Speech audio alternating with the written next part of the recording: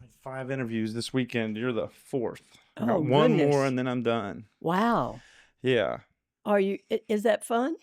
I think so. Oh, okay. I mean, Kinda hard to get the family I'd and like the to. Normally, I do it when they're not here. Our custody recently changed. They used to come on Mondays at 6, but within the last week or so, it changed to Sundays at 6. So I had overlap where I normally wouldn't have the overlap. Oh, right. Normally, I would do it when they weren't here. Right. But, it'd be nice to spread it out, but goodness, it's a full-time job to cut them up and to release them and to edit them and all that stuff. Oh, So doing and to them all, set all of this up. set all To this set up. this up, and then Tuesday set up another one, and Yeah, so I just think pack them all into one weekend. oh But I do gosh. like it. It is fun. It I love is? meeting people and talking to people. Yeah. That's the part I really like. So what were the other 4? I had James Ochoa, who wrote a book about ADHD. Oh. He wrote a book called Focus Forward: Navigating the Storms of Adult ADHD. Oh, wow. Yep. And then That was interesting. it was really interesting. It's our follow-up. I've interviewed him before. He's been working 35 plus years helping folks with ADHD. Wow. And That is something. he focuses on mindfulness. He focuses on like resourcing things, mindfulness, managing your sleep, getting exercise. We talk about all these things that are, Diet. yeah, Mhm. normal stuff everybody can do to support themselves. God bless him. It's really cool. Yeah. And then yesterday was Grant Potts. He's a professor of philosophy. We have a philosophy book club Oh. that he and we talk about one chapter of this book every once a month. Mhm. The book is called Philosophy's Big Questions, com- Wow. comparing Western approaches and Buddhist approaches. So we Really? talk about each philosophy big question between the lens of Western philosophy and Buddhism. Wow. It's really cool. Buddhism specifically, not Eastern No, philosophy. Buddhism specifically. Oh. Yeah. So our question yesterday was why do bad things happen to good people? Mhm. Yeah. First noble truth. Suffering happens. Yeah, we both said poop happens, Yeah, right. suffering happens, the That's S right. word. Right. And so I think we come to this idea that we call it evil, but it's a shared human experience. Bad things happen to Right. everybody. Right. Bad things, Right. whatever Right. that is. Yeah. Because I don't think either of us bought into karma. Mhm. Tide Karma means action, so if you just see it as action, but if you see it as like we used to in the hippie days where karma meant you reap what you sow kind of thing. Or this like cycle of samsara, Yeah. where you're born and reincarnated in Yeah. a cycle of samsara Right. until which is like karma apparently has ancient roots well beyond Buddhism. Mhm. Hindu and some of the earliest Jane. Mhm. religious texts talk about karma.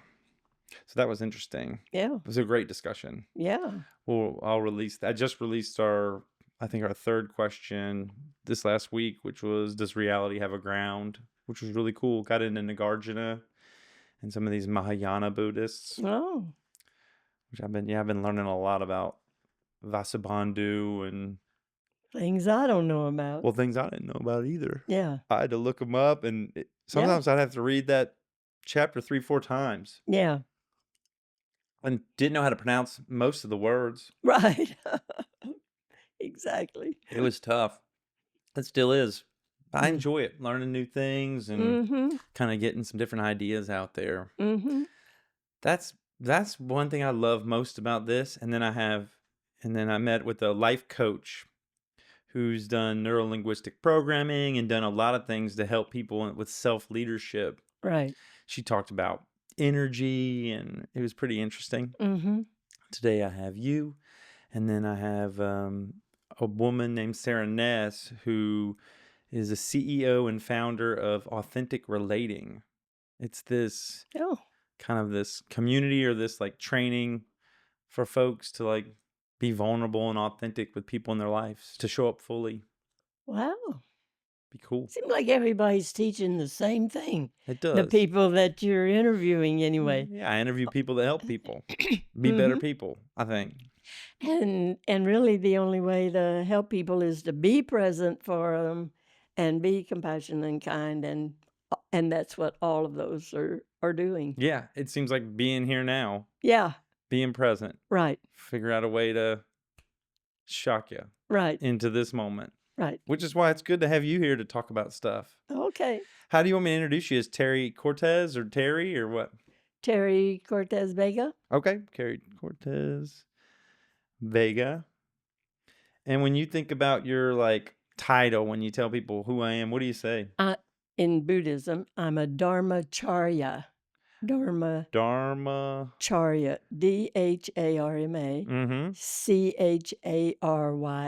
Charya. Dharma.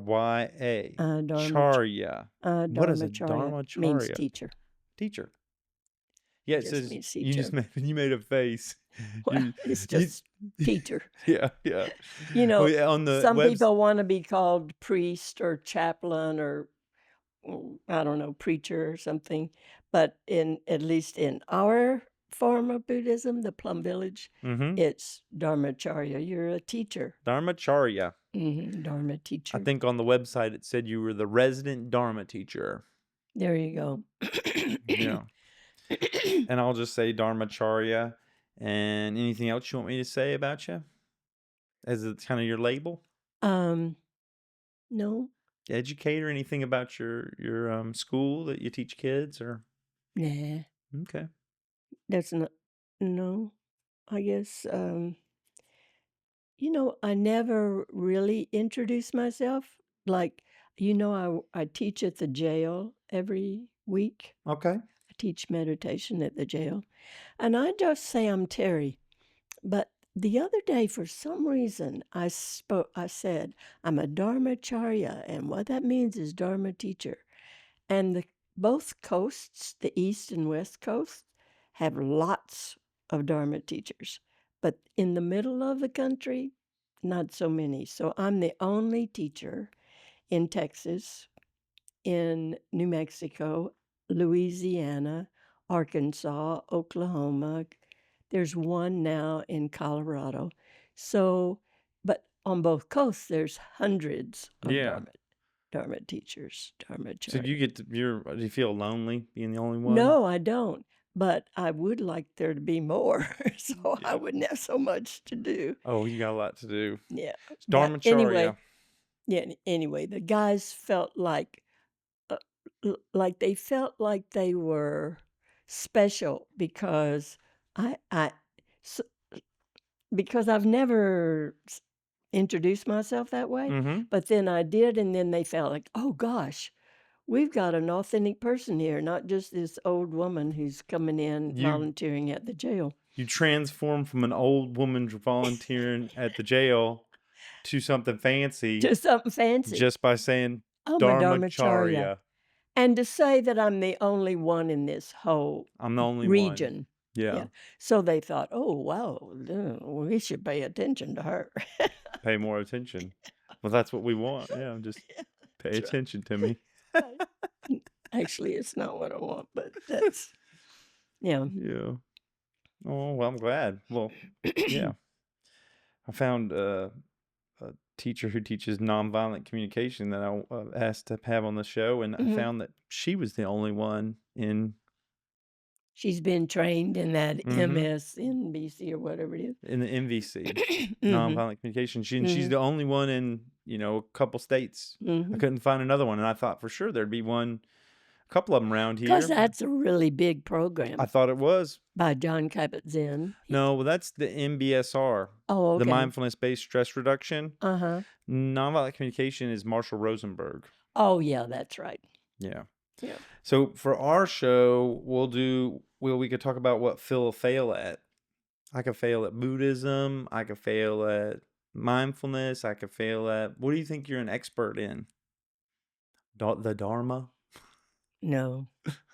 I could fail at all those things. Yeah. I think that's part of the Buddhist teachings is that any failure is really a lesson Mm-hmm. You know, the Buddha said, don't run away from suffering because it has something to teach you.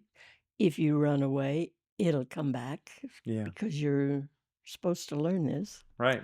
So, what I don't feel like I'm an expert at anything, and I don't really feel like I fail at anything Yeah. because of that. Failure is in the context of this show, it's synonymous with learning. With learning, Mm-hmm. perfect. I think I'm working to demystify our imperfect Mm-hmm. human experience, Wow. the fool's journey. Right. Fumbles and follies, and I don't want failure or imperfection to stop me or anybody from realizing their full potential. So approaching these things as failures and making them common, or Right. Teachings, really, so that every failure is a teaching. So Yep. I can give an example. They teach through the context of Buddhism. Is that Right. the lens? Right. Maybe Phil fails at Buddhism, but go ahead. You were going to give an example. I was going to give an example of how I failed.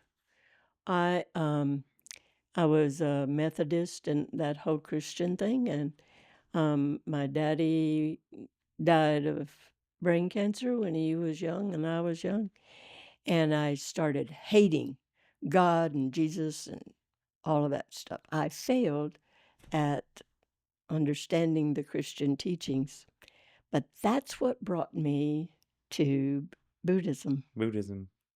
So is that an example I think so. of how you're seeing failure? But I don't I get angry with my husband, but that's not a failure. It sounds What is trite. a It's failure? I don't. Failure is well just in Buddhism, it's just this sounds trite, but it's just another opportunity. yeah. Suffering, which is failure, suffering is just another opportunity. Yeah. I think about in our culture, we've got this binary between success, something everybody wants, and it's almost like a location. Or Right. like something that you get, like clothes, that you finally found these clothes and you put them on and now I'm successful. Right. I'm full of success. And this other side is failure. And no one wants to have it. When they have it, they don't want to show it to anybody. They hide it. Right. And I'm changing that when I talk about these things, from success not really being clothes or location or endpoint, Status but more like a hound dog that has a scent for something, and it's a direction of kind of direction of optimization, or you feel like you're onto something that's alive and exciting and passionate, and then you move and iterate towards greater, maybe. Well, Ty he suggested that we change the definition of success, and so that the definition is happiness. So you can rate yourself in your level of success not by the cool clothes you have, nor the fancy house you have, nor the car, or the latest phone, or any of that. Just are you happy? Are you happy? I like that. Mm-hmm. And then the other side, instead of failure, you don't really have that at all. You have not doing something. You just Right. don't do it. Right. You're either doing it and then in between not doing it and this thing we called success or happiness is failure. Right. Or learning. Or finding your way finding. There's a lot of things I could put in there. But failure, I thought, would be a little provocative. Right. Because Phil fails. It's like, we're going to watch this man fail. Right. Really, we're going to watch him learn and stumble and talk with folks about stuff that he knows nothing about, and ask maybe silly questions, or it gives me a little bit of some affordance, some like, they're not coming here to watch Phil succeed. Right. Nobody wants to do that.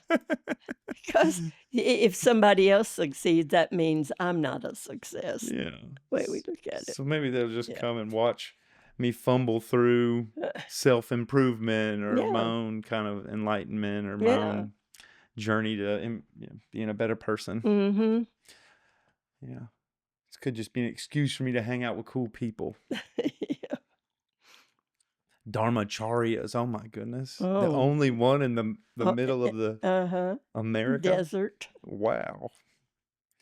All right. Well, that sounds good. We'll fail at Buddhism, I guess. Oh, okay. Yeah, you failed at Buddhism. Well, that's what this show. I'll just title this Okay. show "Phil Fails at Buddhism" for our Okay. talk. All And right. then the way that does it is the first 5 questions will be about that, like Buddhism. Okay. Let's see. I'll Is it ask you 5. Phil fails at Buddhism makes it really open. Fail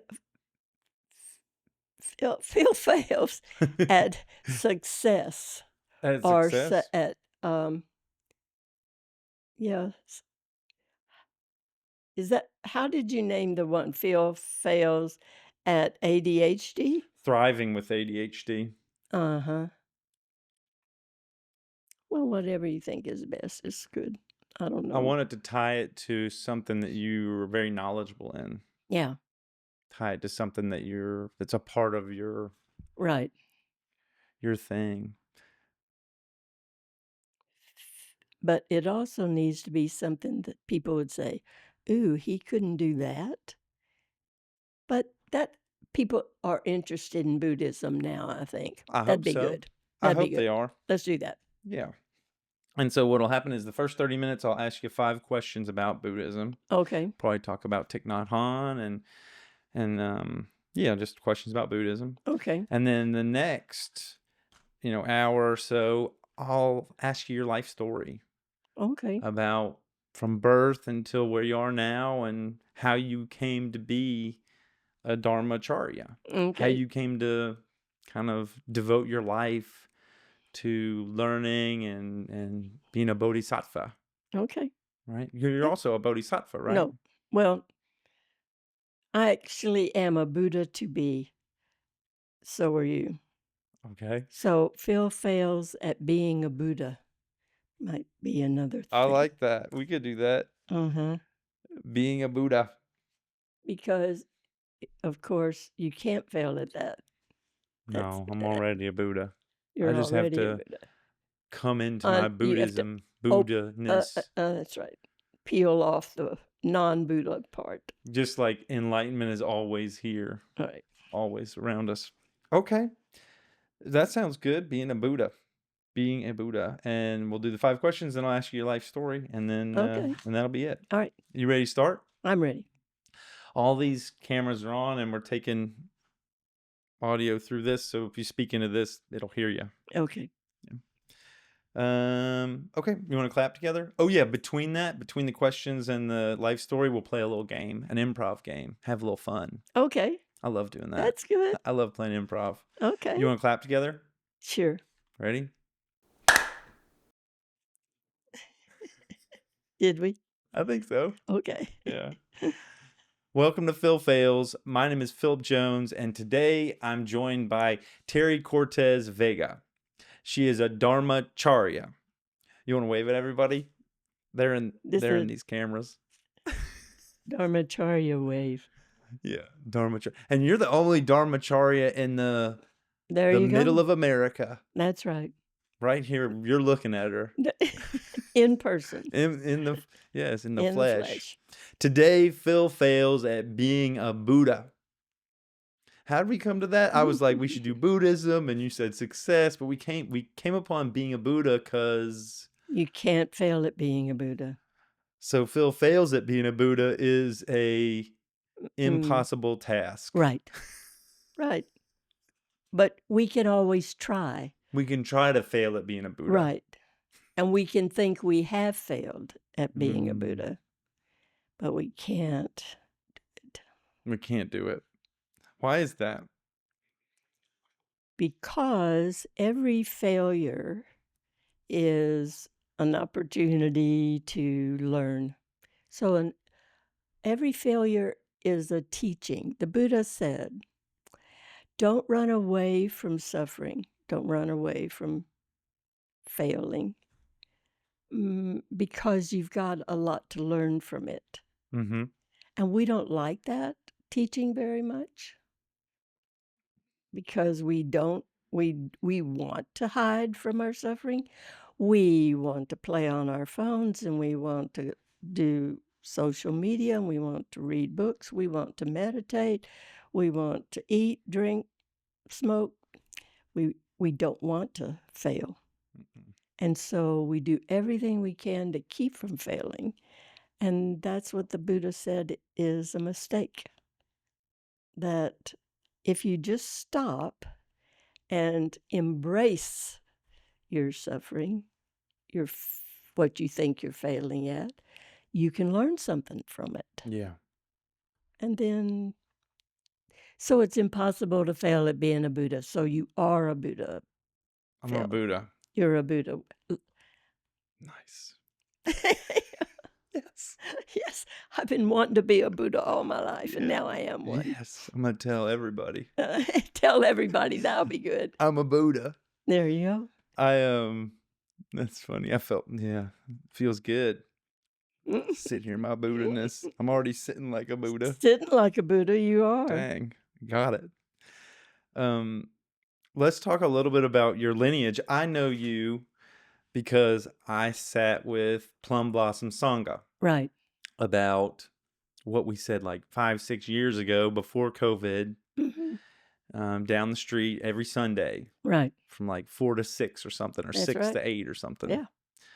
And you're still with that community. We want to talk a little bit about your lineage. Your Buddhism has a lot of different flavors. Right. Right? You have Zen, you have Mahayana, Shambhala, Soto Zen, and so on. There's Chinese, Korean, Thailand. So Plum Blossom Sangha is a part of the Plum Village tradition, whose teacher is Thich Nhat Hanh. Yeah. So it has a Vietnamese root. Which is Vietnamese Buddhism? Is that Theravada? No, Mahayana. Mahayana Zen. Okay. Right. Thich Nhat Hanh is you said Thich Nhat Hanh? Is that Thich Nhat Hanh? Thich Nhat Hanh. Mm-hmm. And is he a Zen Buddhist? Mahayana Zen Buddhist. Zen. Mm-hmm. So he came to being during the American-Vietnam War. Mm-hmm. And he kind of in response to the communist and the old Buddhist teachers in Vietnam, he became a rebel, kind of like the Buddha was, and he started his own congregation, I guess you'd say, Plum Village, and he ordained 6 people to be monks and nuns, and then it just grew from there. And so now there's monasteries all over the world. There's thousands of sanghas like the one you went to, Plum Blossom Sangha. And there's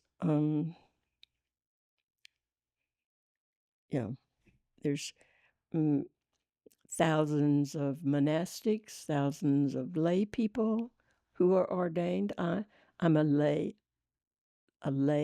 ordained lay person. And so your lineage is Thich Nhat Hanh. The Thich Nhat Hanh Plum Village lineage. Plum Village. So Thai, which is the Vietnamese word for precious, adorable teacher, or at least that's my definition.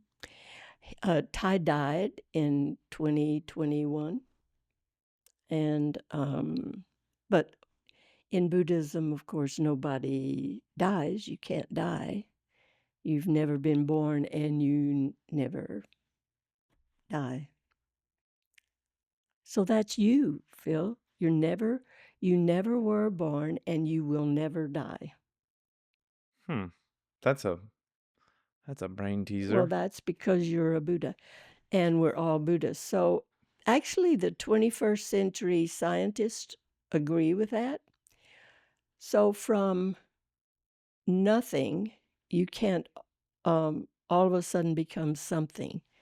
So your mom and you were present in your mom and your dad, right? And they came together to form you. Mm-hmm. But in your dad, his mom and dad were alive in him, right? To form him. Mm-hmm. And your mom's mom and dad and then their parents were in them and their parents. And so therefore, you have always been alive, which is why you can't be born, because you've always been alive. You see how that goes back? Through like. You half of you's in your dad, half is in your mom. Mm-hmm. And half of his mom and dad are in him. So yeah, it just keeps It on keeps up going. to beginningless time. But we won't get to wake up and have breakfast at a certain point. And That's your continuation day. So this, when you're alive, is your continuation days. right. So that birthday, Mhm. when is your birthday, Phil? September 12th. Coming up. Mm-hmm. On September 12th, you became we call it Happy Continuation Day instead of Happy Birthday. Continuation day. Because you're continuing. You were in a different form. Yeah. You know, you were in your dad's sperm and your mom's egg, so you were in a different form Yeah. before. But now you're continuing in a new form, which looks like you now. I look like this. Yeah, this is how you look. Which. And so therefore, you can't die. If you've never been born, you can't die. Because from something, you can't become nothing. Scientists say that. We're matter, and matter can't become nothing. Matter can become a different form of matter or energy. So therefore, when you die, you won't be sitting in front of the microphone like that No. anymore unless we put you there. You have in taxidermy. They'll taxidermy you and put you there, which that's a possibility. You'll be in a different form. You'll be go into the earth or go. exactly, and your energy. So you're in me now, and you're in your children. Excuse me. And you're in your friends, and you're in these people watching this show. Through the influence, or that they You're put their attention on us, we share. And so when they turn off their machine, you're still there. The imprint Right. of our time together. Exactly. That influence or that imprint will carry us on. Right. And so also, therefore, we all are connected. All of us throughout space and time are connected. If you look at that big picture. Yeah. Yeah.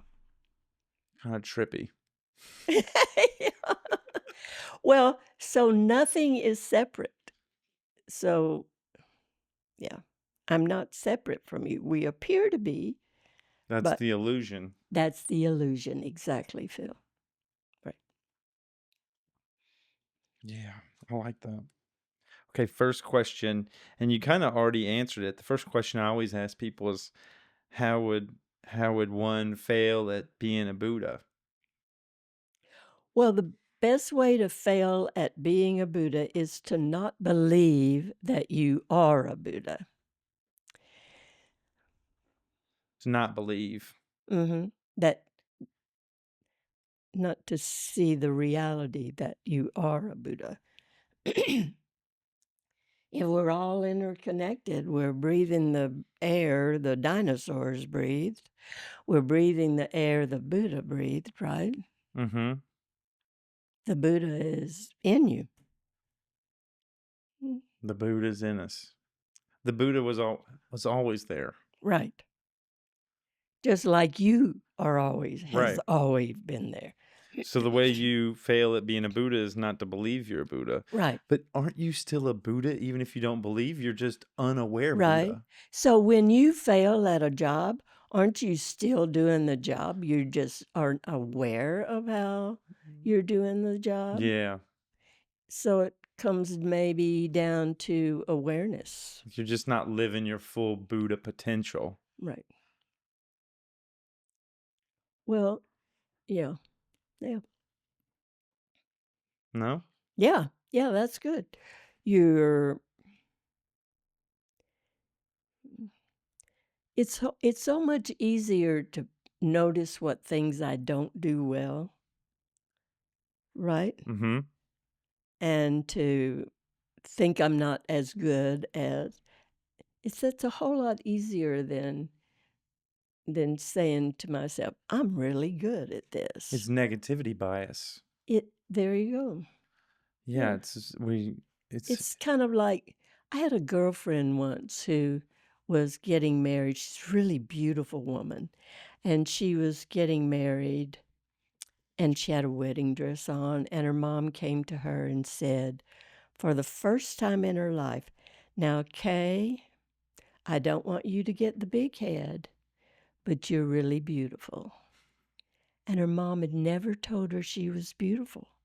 And she never thought she was beautiful. So that's what we do. We tell ourselves, I'm not beautiful.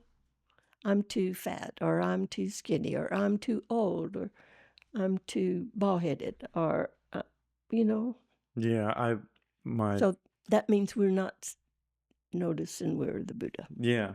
I was walking with my daughters last night, and my older daughter was saying she wanted to go running.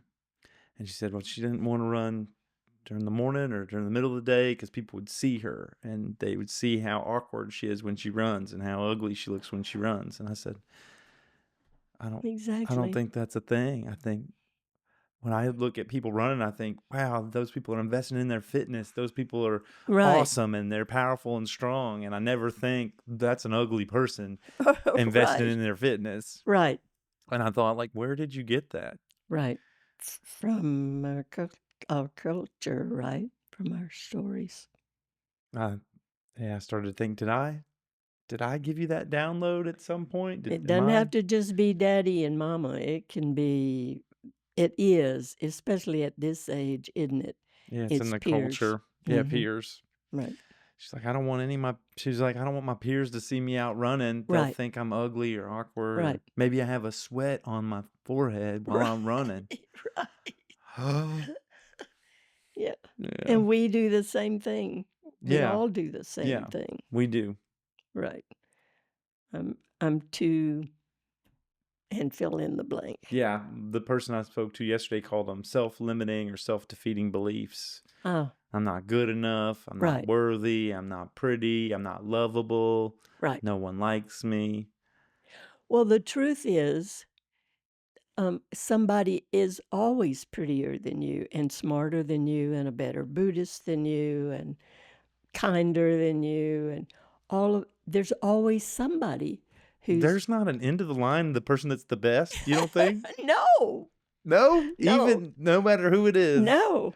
Because there's no other you. Do you see in this Oh, you compare, so you have ups and downs. Right. So in this whole big universe, there never has been another Phil. Never has been another Phil Jones. Never is one now. He can have the same name, but there's never, it's really incredible to think about. And with Buddhism, right, there's not even a Phil Jones. Right. Because we all are one thing. Yeah, we're all Phil Connected. Jones. Right. We're all Phil Jones. There's no self. There's no separate self. Right. That's a big one to learn. That's the big one. We did in the philosophy thing. We had one question of, can consciousness be explained? Mm. And I've been through with Nagarjuna and no self and all of this stuff quite a bit, and that's been a pickle. Well, because we see that we are separate. So the way Ty talks about it is there's two dimensions. There's the physical dimension and there's the ultimate dimension. He's talking about the two truths, the conventional truth and the absolute truth. Yes. And then one of them is this world where we're sitting across from each other talking. Right. And there's a Terry Cortez Vega, and there's a Right. Philip Jones, and there's microphones. Right. And there's another one where we're just balls, or what do they call them? Heaps of experience or energy. Yeah. And there's none of this stuff. There's no separation. No self, no Right. separation. Yeah. No separation between you and me, no separation between the sun and you. Well, and it's emptiness. Emptiness of a separate self. Yes. Emptiness. And so the Buddha was such a revolutionary teacher that the story is told that when he taught that for the first time, we are all connected. We are empty of a separate self. The hearers, the monks that heard it, had heart attacks because it was such shocking news. Yeah. What we do instead is say, yeah, whatever. That's not true. I can see real clearly we're separate. Ty gives the example of the wave and the water. So you've heard that. The ocean and the droplet of water, right? No, Or no. the way he does it, the way he says it, but I'd like to hear that one too. The wave, you can see different kinds of waves. They come up, and he says one wave will say, "Oh, I'm not as pretty as that other wave," and then, but if you look down, you're water. Mm-hmm. So you're not. There's not big waves, small waves, pretty waves, ugly waves. There's water. Yeah. And that's kind of how we can understand how, yeah, there's a Phil and there's a Terry, but in essence, we're really one thing. There's an ocean. There's an ocean. And we're all a we're part the of that waves. ocean, and we're just some waves. Right. I like that. Yeah. Okay, second question.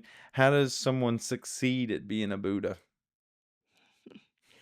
By not knowing you're a Buddha. I think that's the way. The failure is not believing, and right. then the succeeding is not believing. Not believing is to fail. Well, how would right. you succeed? It's when you think you are a Buddha. When you know you're a Buddha. Yeah, when you know you're a Buddha. Is it enlightenment or if something? If you really knew you were a Buddha, then you wouldn't think you were a Buddha. But anyway, that's too much. That'd be like the ego. Let's talk about what happens when you think you are the Buddha. What happens when you think you are the Buddha? I think if you really see that you're the water, not the wave, which is what the Buddha is, if you really believe that, then you're just so happy. You're just so, there's nothing's missing. That would be nirvana. There's no Phil, there's no Terry, Yeah. We're all in this together. Right. Do you think you still suffer? Oh, sure. Because suffering is because you have a human form. Right. And you need to suffer in order to learn. Well, that's the first noble truth. The Buddha has those 4. Yeah. To be a human is to suffer. Right. So stop whining about it. Stop blaming it on that God or that man or that woman. Because we all suffer. We all suffer. It's part of the human condition. So we breathe, we eat, we poop, we suffer. We suffer. Yeah. There's gravity and there's suffering. So those are 2 aspects of reality. So don't fight it. Use it. Is what the Buddha said. How do you use your suffering? Well, that's the second noble truth is there are reasons you suffer. There are conditions that came together. And some are external, like it really is her fault. So there's external reasons, but then there's always internal reasons. So look at those conditions. Look at those reasons for why you're suffering. Are you grasping for something? Are you trying to be something you're not? Attachment, Attached to something? Exactly. Exactly. grasping. What do they call it? Desire or want or Right. Grasping desire, want, attachment. What is it? That's the second noble truth. Find out what the conditions are. And then when you find out what the conditions are, why I'm suffering, then go do something about it. you can. The third one is Do you can something free about it. yourself from the You, suffering. exactly. Isn't that the third one? Yep. Exactly. Do something See, about it. duh. You found out why you're suffering. Now go do something. Yeah. It's really freeing. It's really liberating. Also, I can also see how it could also be like, ooh, not me. I want to give it to God, or I want to give it to Jesus take the Jesus. wheel Right. Right. instead of me take the wheel. Instead of me taking the wheel. Right. So, And then with Buddhism, we got all these lists. yeah. In the Four Noble Truths with another darn list. He doubles it on us. Right. And he Get says the noble. Eightfold Path. There you go. Right? I just Right. got done with this list. And you Right. done double the list on me Right. That's on right. number 4. Right. Yeah. That's cheating. That's cheating. I'm supposed to be at the end of this list. Right. And you just gave me another list. Right. Eightfold Path on number 4. Come on, Buddha. Right. Come on, give You me a swindling break. me. Right. I'm going to get to the end of that Eightfold Path and I'm going to have, what, 32? 32 at the end of that one. What the heck? Exactly. I'll be dead before. That's right. Yeah, that's exactly right. And man, that really irritates people too nowadays. But I think the reason the Buddha gave all these numbers is so people could remember them, because nobody could take notes like you're doing. Yeah. Nobody could write anything down. No, they didn't even have phones in those days. No, they had to put it on like a stone tablet or They had to something. put it on a stone tablet. And that took a long time. Oh, the Buddha takes a long time to give those 4 noble, Yeah. and then to add 8 more, and that stonecutter was Oh man, he's really getting pissed. tendonitis by that. Right. That's I'm right. gonna need another stone. Hey, Joe, bring me over another stone. They probably had paper though, but No, they didn't. They didn't. No. So all of it, they say that we could look that up. We could We could look it up. Google it. But they say that Ananda, his cousin, the Buddha's cousin, who was also his attendant, he could memorize. And I think in those days they could memorize things. So he would memorize the whole talk. And then he could give it himself to someone else, and they could memorize it and so on. It's like in the olden days when I was a teenager, I memorized all the phone numbers, all my friends' phone numbers, my mom and daddy's phone numbers. I had all those phone numbers. I memorized almost an entire album of the Beastie Boys. There you go. We could memorize in I those could olden memorize days. back in that day. And I now would we recite can't. it on the playground. There you go. Can you That do was it just now? like I could probably some of it. Yeah. I could probably do Paul Revere, one of the songs on there. But I was like Ananda, and You're the like Beastie Ananda, Boys were like the the Buddha. Buddha.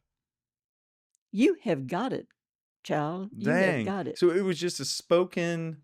It was just spoken and then passed down. So there could be some exchanges and Little tweaks. exaggerations and Yeah. turning the story more the way I would like it to go. There Ananda's could like, be well, some like of I that. kind of like chocolate, not vanilla, so I'm gonna change this story up a little bit. Right. There could definitely be some of that. Yeah, There probably was some of that. probably was. But he still probably gave those 8-fold path and Yeah. 4 and the, Eightfold Path is. Do you remember them?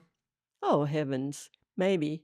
Right speech, Well, first of all, it's right view. right view, Right speech, Speech, right action, right action, livelihood. livelihood. That's your job, your Right. profession. Yeah, Right. right. Livelihood. And I think right meditation, Okay, concentration, insight. That's 7. that's We're 7. missing one. Maybe right thought. Right thought. I don't know. Is there one about sexuality, like right sexuality or like No, but that's in the 5 that's precepts. another list. That's right. That's another list, but it's the big list. It's like Jesus or Moses and the 10 commandments. Yeah, It's like that. I And see. actually, it's almost exactly like that. Oh, Now, so I can say those 5. So the first one is have respect for life. respect for life. That's where we get veganism. That's where we get Right. Don't kill. That's why in our family, we live out in the country.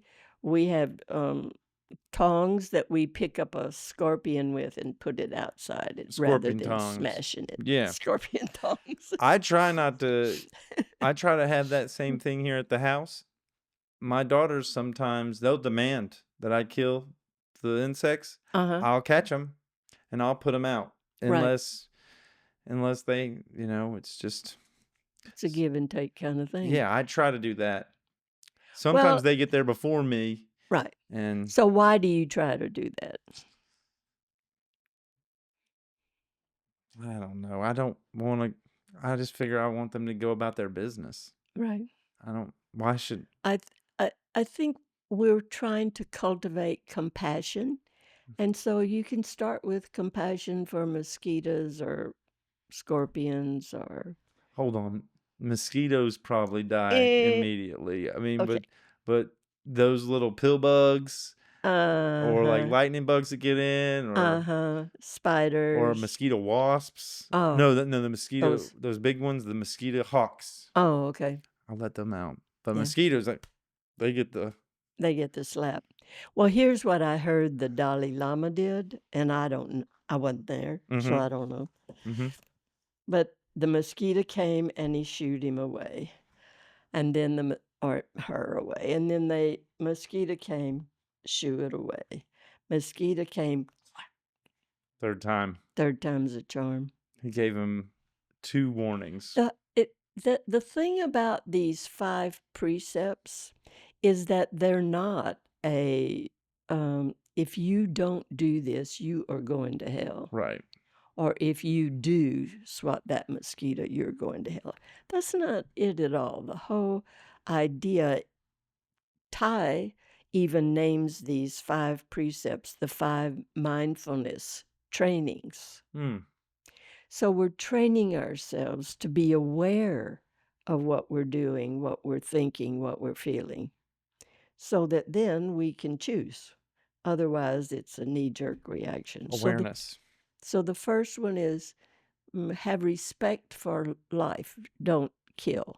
So you can that's why a lot of Buddhists are vegans or vegetarians. But you can eat meat if you're if you don't have another way of staying alive. It's not a commandment. It's not like if you eat meat, forget it, you're not a Buddhist. Yeah. No, in fact, I've heard the Dalai Lama, who was raised in wherever he was raised, they couldn't grow plants. And so he ate meat. Hmm. So, yeah. But the North Star, the goal, Yeah. if the Buddha kept the goal down here low, well, then we wouldn't be growing very much. But the North Star is you don't kill. Shoot for the stars, and if you just get to the moon, you're doing pretty good. You're doing pretty good, darling. Okay. What's number 2? Number 2 is don't steal. Don't take things that haven't been freely given to you. Instead, be generous. Be generous with, like you are, be generous with your time, be generous with your money, your stuff. But the biggest be generous is your presence.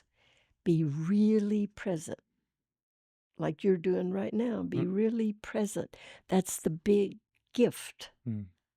So the first is respect life. The second one is be generous. And then the third one is the one you mentioned earlier, your sexual energy. Use your sexual energy to help others. Be careful that you're not using your sexual energy to manipulate others or to have power over others. Mm-hmm. Um, so you don't discriminate against the choices people have, the sexual and gender choices people have made. Mm-hmm. It's their business. Yeah. We take care, we don't, you would put adultery in there too. You don't break up families because of your sexual energy. So you channel it to be kind, to be loving. True love is not lust. Does it stop folks from doing all that kinky stuff they want to do? No, You can do all that BDSM and all the weird stuff, you dress up can do, like a rabbit or whatever. I guess so. That's okay. Well, I would say if it's consensual. Yeah. If both people are using their energy in Right. a, And you're not hurting anybody, yeah. including not just the person you're with, but other people. Yeah. If So you're you're not not cheating. There's not a, right, yeah, everybody there. Yeah. right. That's cool. Yeah. And these trainings have changed twice since I've been studying Buddhism. So they're organic. They respond to the times. So this one in particular, there was a time when that the training said that I will mm, mm, not have intercourse without a long-term commitment. Like a marriage. Right. But then there's people who weren't allowed in our country, and in many countries, to be married. Yeah. And so we realized that, and the monks, a committee of monks and lay people got together and rewrote the training a couple of years ago. And said that they can have sex now. Exactly. I Well, think that's made good. known, but it shouldn't be just a casual thing. So just to have sex, that would not be what this training is teaching us. Like the bonobo, What's that? the bonobo, the monkeys, they have sex just casually. Right. That would be not like that. It has to You would want be. it to be because you're sharing an intimate part of your body. Mm-hmm. You would want it to be an intimate exchange, Yeah. not yeah, not just sleeping every night with somebody else. I see. Yeah, that would not be But it would allow for poly people if all of those, it could be multiple people if all those people had intimate, right. because now And we have polyamory. right. And you would still want it to not be a secret. So you would still want it to be something known to people who can accept your way of life. Yeah. It's not something you're hiding from the It's not world, that you're hiding. Exactly. because that would probably mean you're ashamed of it or you're, Right. The idea there is to not get mixed up with lust and love. So, love, as defined by the Buddha, includes compassion, loving kindness, joy, and inclusiveness. Those were the four elements of true love. So we work toward that North Star yeah. rather than just enjoying a one sexual experience Yeah. and then the next one and then the next one. That because we know that that's not good for you. That's not going to make you happy. Yeah. I think in my life I've had those experiences, Yeah. especially after I got divorced, because I felt like I didn't think I had value or something, or I thought that was like a way to find that Right. I was lovable or that I was worth something in our society by having those types of experiences, and they weren't that spiritual or that highest high or that And you get a little bit of happiness about well this big. well, people would leave and I would cry. There you I'd go. sit there and feel the deepest loneliness I'd ever felt, Right. were sometimes after some of those experiences, and I didn't understand that, Right. and I would just want another one. Right. Because just that one little bit of happiness, we think, "Oh, that's it." But that's not happiness. It's like you just touch on something that's powerful, and then it goes away. You're really wanting something more than Right. that. Right. There's a big difference between lust and love. Yeah. Right.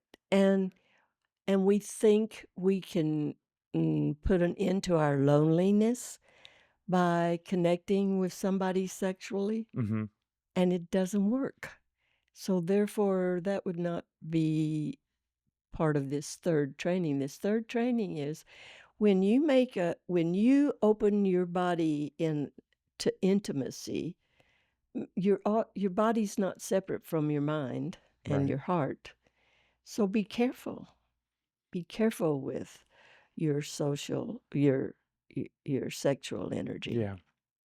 That's number 3. We stayed on that a little bit longer because I think it's an exciting topic for everybody. Yeah. Sexuality. Right. Well, And it's one maybe that I'm interested in. I've tried to right. figure it out myself. And a confusing one, I think. Yeah. Because just like you can go have 4 pieces of chocolate cake and you feel really good, like, oh, that was delicious.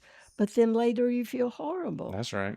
So, what the Buddha's trying to do is say, and sacrifice those little bitty, weeny happinesses, and so that you can have the big ones. Yeah. And that's what that third one is. The fourth one is the one that's the hardest. The fourth precept, hardest for me, is right speech. Mm. Yeah, and deep listening.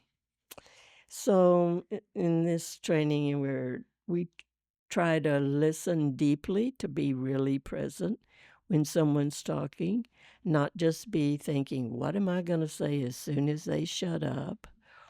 Or not be thinking, "Ooh, that was stupid." That he or oh yeah, I agree with that.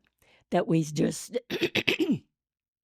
stay open to listening, really, to whatever's said or not said, noticing that, and that we use our words to help, to soothe, to bring comfort and joy, not use our words to put people down or make ourselves feel smarter. You know. So we don't gossip. We don't say one thing to one person and something different to somebody else. So I guess politicians would have a really hard time with this fourth training. Yeah. And then the fifth training is really funny because it's don't uh, poison yourself.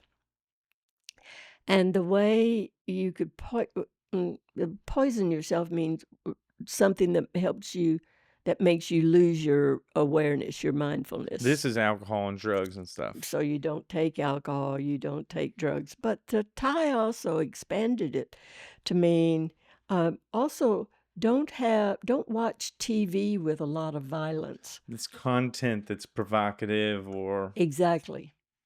Yeah. you know what I find myself, I don't watch horror films, but I'll watch crime documentaries, and I sometimes wonder if that's type of content's good for me. Or I wonder why am I drawn to this? Right. What part of me wants If to hear you these look at stories? Netflix, I think 90% of their shows are something about crime. So we're, I guess, interested in that. But what this fifth training would say is don't um, consume violence that way Yeah. because that's a way of consuming. Just like eating too much, drinking the wrong things, taking drugs, gambling, even conversations, having violent conversations. Yeah. Don't consume violence that way. Don't consume, don't poison yourself. Yeah. Yeah. That makes sense. And at the same time, the comedian in me thought, well, wasn't the Buddha just a goody goody two shoes? Right. But I think what he says, now you're going to suffer, but here's 5 things that if you do these things, you're not going to suffer as much. Right. Each of the trainings, the way Ty writes them, begins with aware of the suffering caused by Mm. the destruction of life or so on. So it was one was life, Right. Protect life. protect life. Don't The kill. second one was generosity. Don't take something that's not freely given to you. The third one was the sexual energy. Be mindful of your sexual energy. Don't, you know. The fourth one was speech and listening, Mhm. being present with folks. Right. And then the fifth one was the one we just talked about. No, well, not be mindful of drugs, alcohol, and things that come into your awareness, into your system, Right. and their impact. Through your eyes, through your ears. nose, mouth, all Right. your senses. Yeah, Right. because if we were a computer, our inputs, like on a computer, our inputs are the keyboard and the mouse. Uh-huh. And sometimes maybe they got a video camera and a microphone. That's all their inputs. Right. And our inputs are our eyes, our nose, our mouth. We've got inputs Our too. ears, And for sure. and all that we consume through all of those, Right. through our skin. Right. Exactly. And in Buddhism, I think there's another sense that is the awareness of consciousness or Right. thought. Right. So that's that. What are we consuming in our space there? Right. That makes sense. All those. The 5, what were they called? The 5 precepts? The 5 precepts, or in our tradition, they're called the 5 mindfulness trainings. Right. And they're like the 10 Commandments in a way, but unlike them in a way, because the Buddha said, don't pay attention to what I say. Don't listen to what any other teacher says. You go find out on your own. Learn from yourself. So these are not commandments. They're guidelines. The Buddha said, now these things worked for me, and I think they'll work for you to make your suffering less and to make your happiness more. Mm-hmm. You'll have more happiness if you'll be aware of these 5 things. Yeah. And so it's up to you. So we have a ceremony, a really beautiful formal ceremony handed down from the ancient times. There's chanting, and it's really beautiful. And in the ceremony, you could say, I want to receive the 5 mindfulness trainings. But you might decide, actually, I don't want to receive the first one. I'll just take the second, third, fourth. You can pick and choose? Yes, you can pick and choose. I'll take this one and that one. Because I want to still eat meat, for example. Yeah. Or in the 5th one, oh, I still want to drink my glass of wine. And Ty says, pick the ones you want, because he knows that once you start working on the others, you will, of your own accord. It's your own discipline. Yeah. The Buddha didn't want to be a disciplinarian. He said, don't make a guru out of me. Ty said that too, right? Ty says the same thing. I'm not Ty.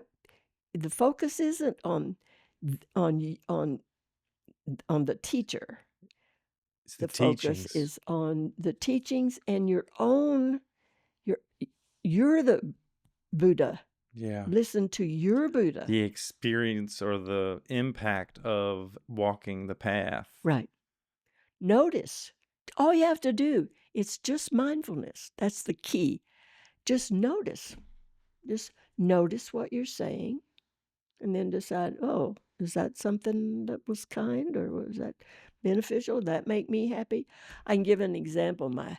My husband is from Mexico. He's real slow about everything. He does when he washes dishes, he washes the glass on the inside and then the outside. Then he splashes it with the soapy water, and then he splashes it with not so soapy, and then he puts it in the rinse. And I'm, oh, please hurry up. But I say to myself, Gustavo, you're just doing that to make me angry. You're just, it's all about me. You're just Mhm. doing it. But then when if I say, if I recognize what that's that fourth training speech to yourself, the story you're telling yourself. Mhm. So if the story you're telling yourself is not helping, so I say, if me getting mad about this help Gustavo? Will it make him wash dishes faster? Is it making me happy? Well, I guess I won't say it. I won't, I'll just learn patience. So it's all coming from me. Nobody's telling me now, you better not say those kind of things. Yeah. I have to, according to the Buddha, I have to say it. I have to be my own Yeah. disciplinarian. You're in there having this kind of Right. you're aware of these thoughts and you're saying like, "Well, what's the impact of these thoughts or how are these gonna are they gonna make my life better or worse? What is Yeah. And you decide, well, actually, I don't feel better, and he's not changing the way he's washing dishes, Yeah. so I'm not going to say anything. Yeah, and then you have your grandmother who shared with you that if you don't have anything nice to say, don't say anything at all. So then you think, well, does that meet the grandma test? Right. It kind of does, doesn't it? Yeah. Right. Um, If it's not helpful, then don't do it. But the whole big point there of these 5 precepts is that they're guidelines. These are what this guy who spent a lot of time trying to figure out what causes suffering and what causes happiness. He found out these 5 things, so you could try them. yeah. And if you decide, "Well, I'm just gonna still eat meat," but then you start focusing on, "Oh, I'm gonna be really generous." Then you think, "Ooh, am I being generous when I kill animals?" Because, Yeah. it just works on you. It just works. Yeah, you'll You work through all of you them. work it you work it on yourself. That story with Gustavo made me think of uh, I think it might have been in one of Thich Nhat Hanh's books where he says, "Why do you wash the dishes? Do you wash the dishes to Right, have clean dishes, right, or do you wash the dishes to have to wash the dishes? right. Which one is To it?" enjoy the washing the And he dishes. said, "You wash dishes to wash dishes." Right, I- exactly. And wash dishes like you're washing the baby Buddha so that you can enjoy washing dishes. yeah, Yeah. yeah, Gustavo and I were pulling weeds out in the yard. Gustavo's got a little spade and he's digging the roots out and he's pulling them out like that. I'm jerking them up, jerking them up, jerk. And I look around. I'm so tired of pulling weeds. I don't want to pull weeds anymore. Now, I'm going to try to do it the way Gustavo does it. So I get down there close to the roots and I mm-hmm, pull it and I can feel the roots letting go. yeah, And there's some pleasure in it. yeah. And I think, oh my gosh, It's kind of fun. I could have fun doing this. If you're washing the dishes to get the dishes done, so that then that chore's over and now I can go watch TV. Well, then you're not enjoying. That's that happiness. Right. Success is happiness, and that's Exactly. transforming the suffering into pleasurable experience. And every moment should be that way. Yeah, yeah, That's a trick. man, that's true. Okay, let's see. I don't know what question we're on, but we're gonna just zoom to fifth. Um, talk to me a little bit about what it's like being a dharmacharya. Like, what is your life like? What does that entail? Well, I go to Sangha every Sunday night. Mm-hmm. um, and enjoy being with my Sangha. Lately, when the news has been so negative, I've just been so happy to know that I have a place to go where people are not mad at each other and where people are loving and fun and kind and happy. So I go to hang out. Sometimes I offer a teaching, um, and and sometimes I offer a meditation, a guided meditation. But sometimes other people who are not teachers, but they're ordained lay people, they do those things. Invite the bell. We have a big bell. When there's a ceremony, only a dharmacharya can lead the ceremony. So I lead that 5 mindfulness training ceremony at retreats. I lead a retreat. I offer dharma talks and guided meditations. And and and Phil, that's the real joy for me is studying and so I'll s- I'll s- I'll study what I want to teach and then I'll practice it to see if it works Hmm. and to see what my take is on it. So that, yeah. So I travel around. I go to different places to give retreats and to, um, I also sponsor people who are wanting to be ordained lay people. Do you remember there were some people like Rhonda and Andrea who wore brown jackets? Hmm. Well, after you receive the 5 mindfulness trainings and you work with those for a couple or 3 or 4 or 5 years and you decide this is really your thing, then you can ask to be an aspirant and the aspirant is given a mentor and a dharma teacher and they work together to study and practice the dharma to personalize it and then you want to serve the sangha. So mm, Rhonda and Andrea and Aaron and Kurt and Gail are all ordained, and so lay people, so they also teach. But I lead retreats and ceremonies and support people who mentors and aspirants. And you're going to prisons or jails? I do that just because I want to. I've been doing that for about 30 years, 35 maybe years. Go teach meditation and so uh, I teach the inmates meditation and also give them offered dharma talks. Hmm. And then we just talk about what their life is like how can you use these teachings when you leave this. We meet in the chapel. When you leave the chapel and you go back to your cell, how can you use this Buddhist teaching? If you can't use it, it's no good. Yeah. Let's don't waste our time here. How do you find time when you're in a cell with 50 men? You're in one big space with 50 men. How do you meditate? How can you do that? Where, when, like that? Hmm. And then when someone comes up to you and wants to tell you all about the women they've had and want to have and talk women talk, what do? You don't want to consume violence and meanness. So what do? So yeah, it's the same thing as we do at Sangha, as you know, because you've been. Yeah. When you come to Sangha, there's a sitting meditation and then a walking How meditation, long? How long are you a sitting? 20-minute 20 minutes? guided sitting meditation, Mm-hmm.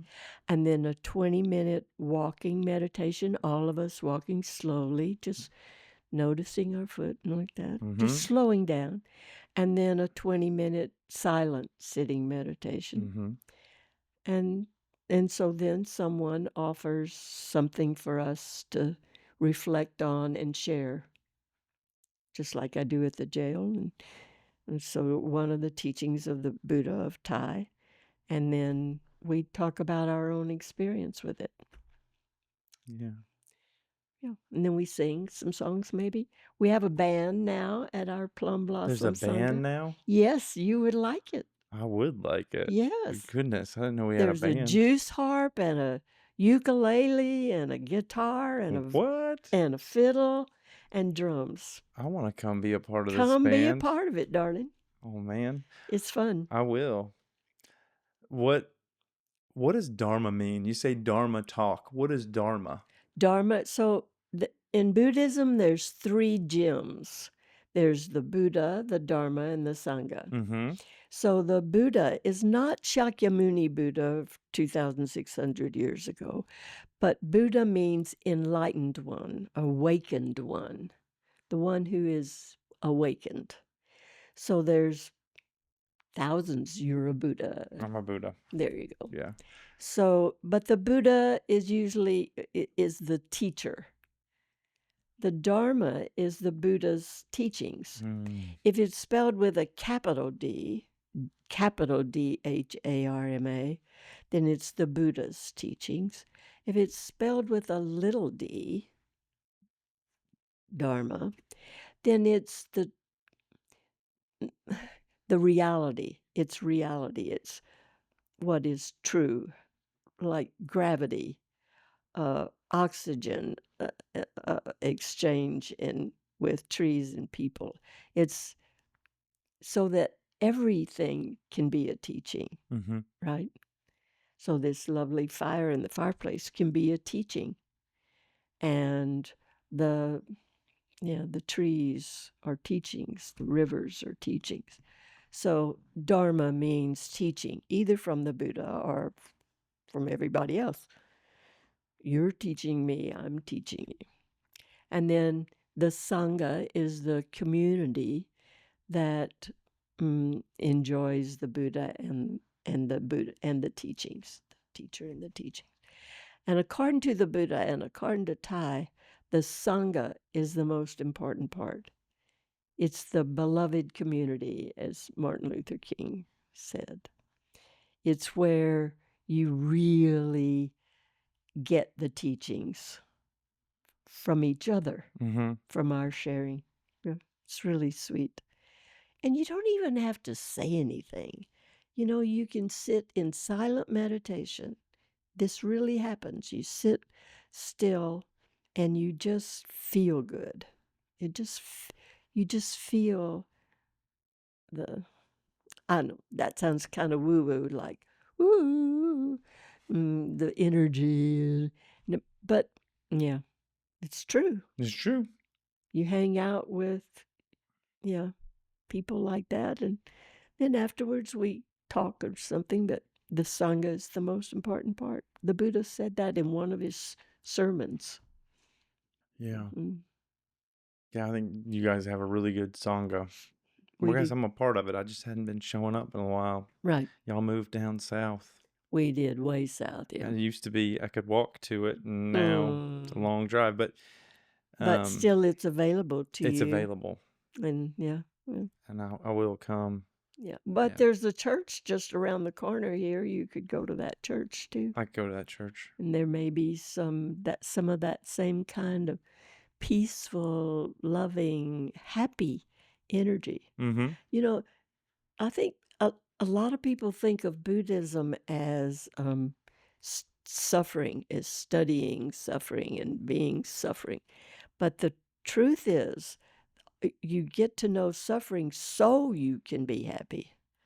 You get to know what causes suffering so that you can be happy. The real point of being a Buddhist is to learn how to be happy. Yeah, when I was talking about this from a philosophic perspective through my philosophy book club, it seems like nihilism and Buddhism were really close. They're Mm, really comparable, except for Buddhism had a purpose, and that was to free yourself from suffering. right. Because they both believe in emptiness. Ah, They both think, right, when the absolute truth, they're right, similar. But with Buddhism, there's a purpose, there's a drive. We want to free ourselves from suffering, right. which then influences a lot of different types of behaviors and compassion So that we want to free ourselves from suffering so that we can be of some kind of use to other people, yeah, so that I'm not causing suffering so much. I'm causing less suffering than I used to, yeah, and I am. I recognize that. It takes time, but yeah, yeah, so that you're causing joy. right, Really, joy is the focus. yeah. All right, that's the 5 questions. Okay. Let's play a game. All right, Let's let's play a see. game. I'll let you pick. Okay. We could play sound ball. Okay. We could play mirror cat. You got a scare. You have a scared face. What is sound ball? It's a game where we send a sound back and forth. Uh-huh. But I make up my own sound and I send it, and it has a gesture and it has a sound. Okay. And then you receive the ball by making the same sound and making the same gesture. And then you say and to it, like theoretically, not literally, but metaphorically, by coming up with your own sound and your own gesture and sending that back to me. And we pass sounds and gestures back and forth. Okay, let's try it. Okay. You want me to start? Sure. Okay. Quack, quack, quack, quack. Quack, quack, quack, quack, quack, quack. Doot, doot. Doot, doot.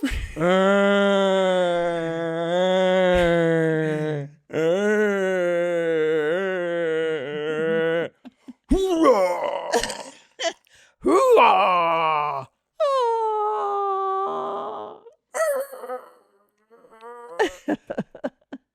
Boing, oing, oing, oing. Boing, oing, oing, oing, oing, oing, oing, oing, oing, oing, oing, oing, oing. Oing, oing, oing, oing, oing, oing, oing, oing, oing, oing.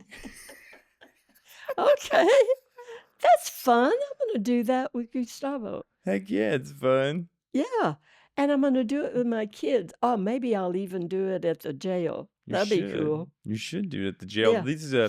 I have a whole bunch of improv warm-up games. If you Uh-huh. like that one, you'd probably like all the other ones too. I bet I would. We normally play them in a ring full of people, a circle of people, and you Right. would like pick someone, and you wouldn't say anything. You just look at them, and maybe you'd nod, and they'd be like, "Okay, I'm getting this," and then you'd send it to them, and then they would pick somebody and send it around. Oh, right. There's a bunch of these types of games. That'll be a lot of fun. Yeah, they It's build. kind of a bonding warm-up game. That'd Yeah, be fun. you're doing like yes and you're getting people to start Mhm. participating and making silly decisions. Right. Because when you come from the world of going to the bank and going to the grocery store and in your Right, and kind of talking about Buddhism, yeah like uh-huh, yeah, then you can get it's yeah, just silly. you can start getting serious about it, and it's not serious. Yeah, it's not I know serious. somebody said to Ty, I don't feel serious enough about my practice. How can I make my practice more serious? And Ty said, I don't know what a serious practice is. Yeah, it's like that. Yeah, Why would you want to do that? yeah, Because we think in order to be spiritual, it's got to be yeah. We need serious. to have a straight face and never That's laugh. right. And it's all this is Otherwise, important this stuff. is important stuff. Exactly. Gosh darn it! Right. Just listen up, Terry. Right. Exactly. You're the Buddha, darn it. Right. I'm the Buddha. And listen to me. You need to respect my Buddhist. That's exactly right. Yeah. That's exactly wrong. Yeah, exactly wrong. Right. Okay, second game, All right. Mirror Cat. All right. Basically, you mirror me until you Uh-huh. feel Until I feel like adding yeah, something? you can take the reins at any time and I'll Okay, go and with then we you. stop doing it. Okay. Uh, No, I'll just no. do what you do. Oh, okay, okay, I got it.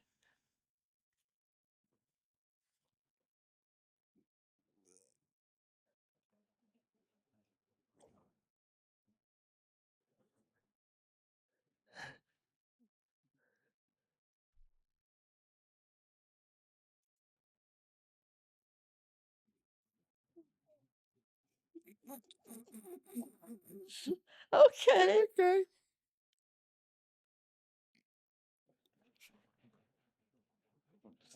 Oh, I like that one. Oh, yeah. I wanna keep doing yours.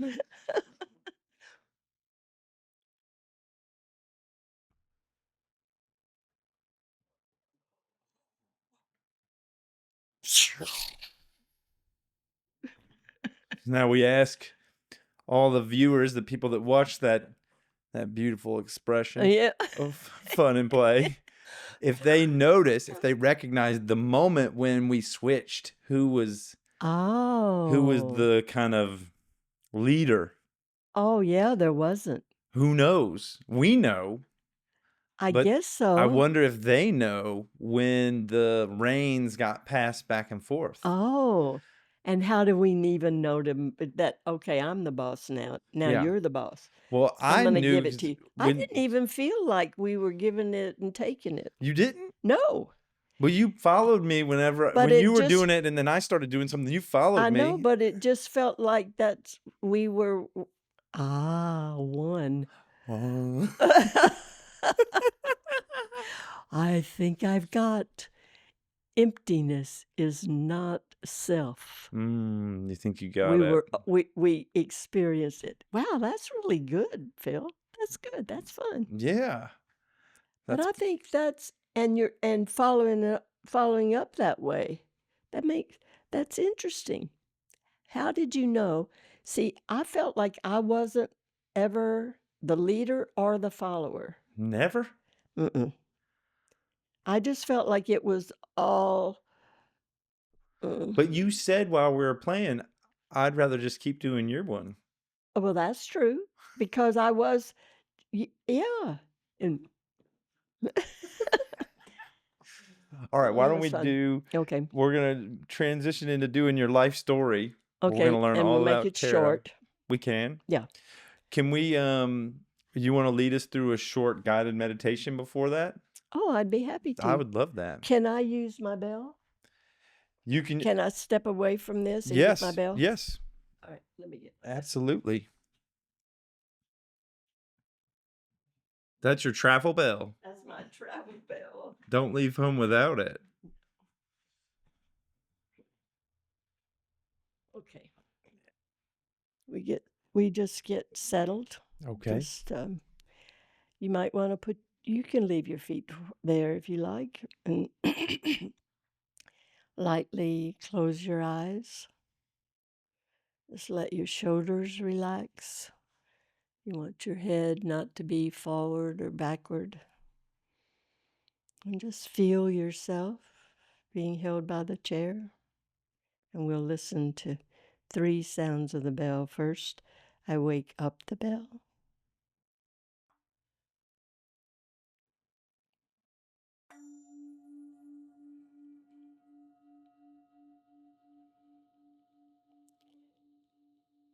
The sound of the bell is the voice of the Buddha calling you home.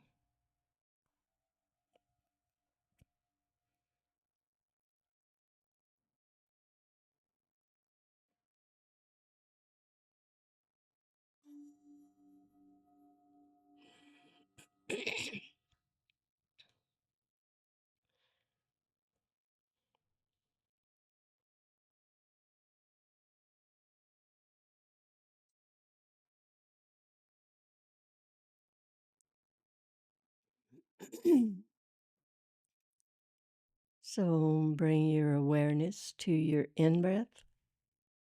Maybe you feel the cool air come in your nose. And be aware of your out breath. If your mind is wandering, you can say to yourself, in, out.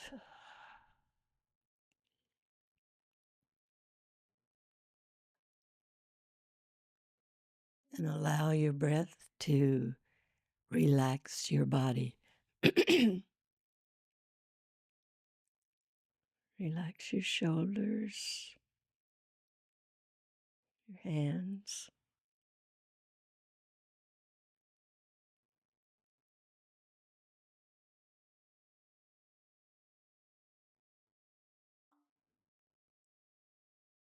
Breathing in, I notice my in breath has grown deep.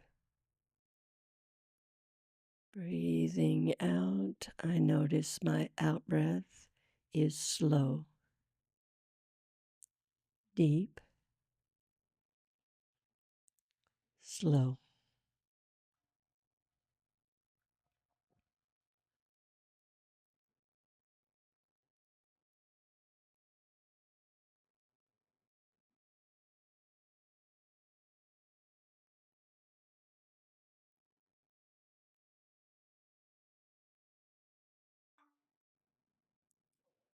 Breathing in, I calm my mind. Breathing out, I put my body at ease. Calm, ease.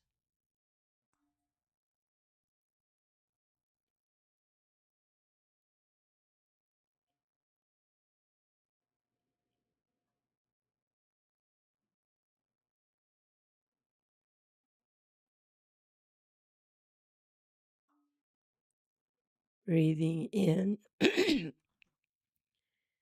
little smile is formed upon my lips. Breathing out, I release any tension. Smile, release.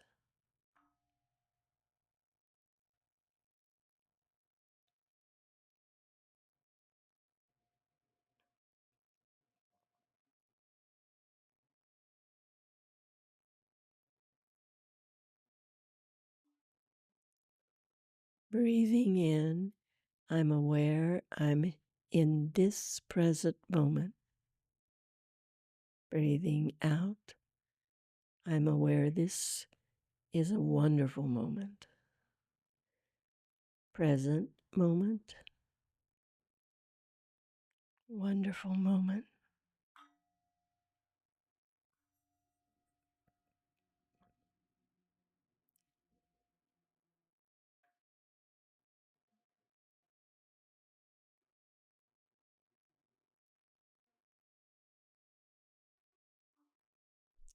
So you can relax your meditation pose.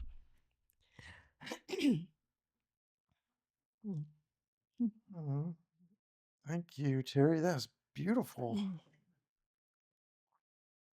I like meditating. I do too, especially with someone. Yeah. So much easier. That, I like sitting. that energy between us. Yeah, Yeah, I go to thank you. one. You're welcome. Yeah, thank you. I go to the Zen Center on Wednesdays and I sit with them Nice. in the afternoon, and I go to Mariposa Sangha on Thursdays and sit with them. Wow, great. I still get some sits in. I Mm-hmm. like sitting with people. Yeah, I don't know right. what it is. Well, it's that Sangha is the most important part, Yeah. isn't it? It's that support. Well, I find I don't really socialize with anybody. I, Right. I go and I sit and then I leave when it's over. Exactly. And that's what the Sangha, the gift the Sangha's giving you. That's what I've noticed too. That you don't even have to be there for all the visiting stuff. You don't even have to share your experiences. Just sitting And walking meditation, the same. You just it just is so soothing, so sweet. Yeah. Just that human sweetness. We don't need words. Yeah. Thich Nhat Hanh has such a great way to his books. I read a lot of his books. Yeah. Mindfulness Communication, Mhm. Living Buddha, Living Christ. He Mhm. has, Yeah. I have How to Love in my Oh. room, and Uh-huh.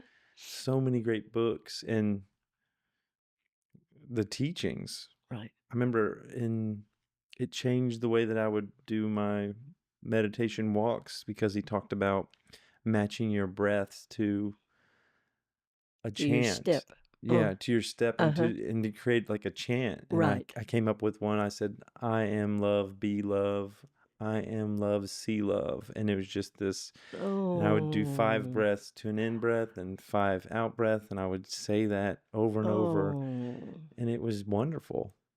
I still do it And sometimes. it came from you, Yeah, the chant did. The Yeah. Buddha in you. Mhm. The idea of it was the Buddha, the Yeah. teacher, but the one that touched you Yeah, I is made it yours. mine.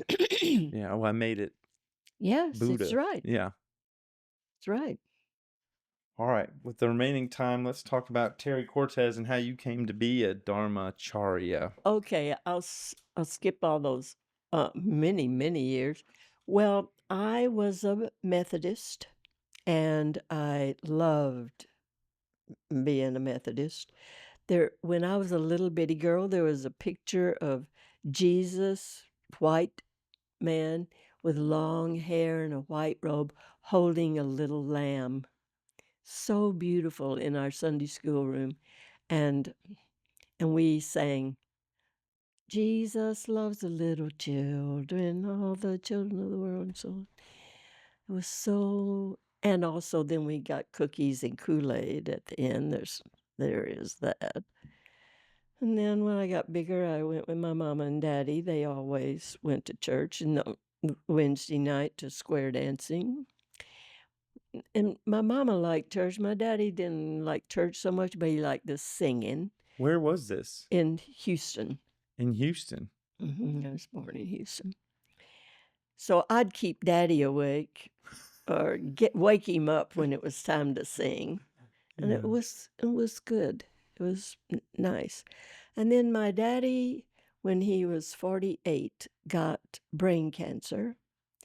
And I was very young. I was in my 20s, and daddy got, and my daddy, my perfect, precious daddy. Mm.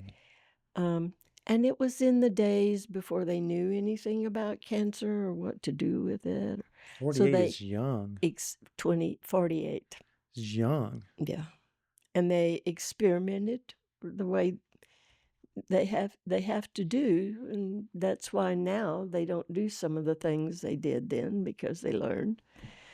And there wasn't hospice care or anything. Anyway, my daddy died, and I decided, I'd heard, God knows when the sparrow falls, or Jesus does, one of them knows when the sparrows fall. And I thought, if you know when a sparrow falls and you let my precious daddy die, suffer, be tortured to death, then you're out of my life. And so not only was I had no religion, I was pissed. I tried to blame somebody to blame. And the only one I could think of was God. So there it was. So it was like that. I was angry. And when you're angry about one thing, you're angry. You're angry. Yeah. And so my friend was a very spiritual person. She was exploring everything. And she's my best friend in the whole world. And she said, I heard there's this little Vietnamese monk in Santa Barbara University giving a retreat. Let's go. Well, I thought, I'll go with my girlfriend anywhere, Because you Scotty. love her. Yeah. Yeah, I love her. So, yeah, let's hit it. So we went. Santa Barbara. Santa Barbara is where they'd in the university, you had to climb up the steps and go to this big room, and there were 900 people. Ty Mhm. would have big retreats. Whoa. So there's 900 people, and we're all sitting in this big auditorium, kind of gym kind of thing, I guess it was. And Ty came to the door. I'm sitting on the floor, trying to sit on the floor, my knees all up, and with 900 other people. And Ty comes to the door, and he opens the door, and he slips off his outside shoes without even seeming to move. And then he slips on his little soft slippers, indoor shoes, and then he floats to the podium. And he sits down at the podium, and I'm crying. I just fell in love right there. He hadn't said a word. Now, when he gave his Dharma talk, there was chanting, and the monastics were there, and it was really beautiful. And then after the chanting, Ty gave a Dharma talk, and that talk it bypassed my brain and went straight to my heart. And his words meant everything to me, but who he was, his presence was. I fell in love. I just fell totally in love. Later on, they offered this 5 mindfulness trainings ceremony. I took the 5 mindfulness trainings. I received them. I got my lineage name. Was that in Houston or That was back in in Santa Santa Barbara? Barbara. You went back, or No, did you move there? it was all part of the retreat. Oh, They always end the retreat with that 5 mindfulness training ceremony. so you went whole hog on it. From nothing, in fact, from minus. Yeah, you were angry at God, Right. and then you And then I went, and he didn't, even before he said anything, it was just the way he his was. way, his And presence. so then I came back to us. Oh, and at that retreat, we would break into small groups, 900 people. We'd break into small groups of about 20 people with a nun or a monk as the leader. And I chose the group, a geographical group to sit with and to have our Dharma sharing. And so there was a woman there from Austin, and she said, "We have a Sangha," as we talked later. "We have a Sangha, you should come."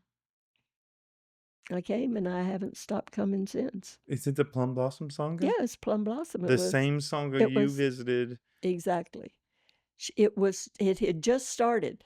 They had been meeting like for 6 months in somebody's house, and they had just found a yoga studio, and they were meeting in that yoga studio, and Sunday came, and I went, and I haven't stopped coming. That would be like, 30 years ago. Yeah. And so after I took the 5 mindfulness trainings, I kept going to Sangha, and it was hard, actually. There was a lot of none of us really had any kind of practice, so we didn't know how to be together very easily. So there was a lot of knocking of heads. And at one point, I said, "I don't think I want to go to this Sangha. I don't want to give up Buddhism, but I don't want to go to this Sangha anymore." And this friend, I went to Plum Village. You went to France? Went to France. Because Thich Nhat Hanh was kicked out of Vietnam, Right. right? And he had to relocate to France. Right. He wasn't exactly kicked out. He left Vietnam to protest the war. Okay. To come, he met with. Well, didn't they let him come back when he got? Yeah, 40 years later. When he was sick? Yeah, they let him come back. He wasn't sick yet, but they let him come back 40 years later. They didn't want him there because they were afraid that he would people would adore him, which they did. So they didn't really want him to come back a second time, but anyway. Yeah, so I had been to Plum Village. That was in 1999, and I came home and I wanted to be an aspirant, but I didn't want to be with my sangha because there were Yeah. she wanted to do it this way and he wanted to do it that way and I wanted to do it another way and we all thought we knew the right way. You were taking it I seriously. was taking it seriously, honey. So I had met someone in Plum Village and she was in Utah. She said, "We're having a meeting of aspirants, a retreat. Why don't you come?" And I went, and the people there said, "We'll mentor you. You don't have to worry about that woman in Austin. We'll take care of you." So I I was mentored. I received the 14 mindfulness trainings, they call it. I was ordained as a lay person, and then for about 10 years. And then in 2012, they asked me to be a Dharmacharya. And I said, "Well, I don't think so. I don't know. I don't have a good enough practice. I'm not good enough. Mm. How can what? I don't know. No." Actually, what I said was, um, mm, the Buddha talked about, or Thai talks about, the next Buddha might be a Sangha, might not just be one person. So I said, how about I'm the Dharma teacher, but it's the Sangha that's the Dharma teacher. So how about the next Dharma teacher is a Sangha? And they all rolled their eyes and said, whatever. So I went to the monastery and I received the beautiful a lamp transmission. So Thai has a lamp that he received when he was made a novice, or maybe it was when he was made a full monk. And then they give us little lamps this big that they light from his lamp. It's very beautiful. That sounds beautiful. And is That was at Plum Village? No, actually, Ty was sick at that time, so I did it at the monastery in California, Deer Park. But all the venerables were. It was Wow. as part of the ceremony, you offer Ty a gata, a little poem. So, and then you give a Dharma talk about that poem, which I was totally intimidated. Ugh, here's all these venerables. They all know what they're doing, and there's a bunch of Dharma teachers here from California and all over. And anyway, so my poem that I wrote for Ty, and Ty wrote a poem for me as well in Vietnamese. So my poem, I decided I wanted to be very short so that I wouldn't have to stand up there in front of people too long. So here's my poem. It's 12 words. Be still and know. Be still and not know. Be still, be. I said, okay, thank you. Then I gave a little talk about it, but I didn't really know what I meant by all of that anyway. But it just had to be a 5-minute talk, so I gave this little 5-minute, yeah. Goodness. But now, Phil, what I'm doing actually now is I'm trying to find out what I meant by all of that. So I've been You're still working with be still and not know, be still and know, be still and not know. be. Be still, be. What do you mean by that? What is that? Be still and know. Of course, Jesus or somebody, that's in the Christian, they say that too. Be still and know. That's in the Sounds Bible like somewhere. what it means to me, or here in this moment, it's like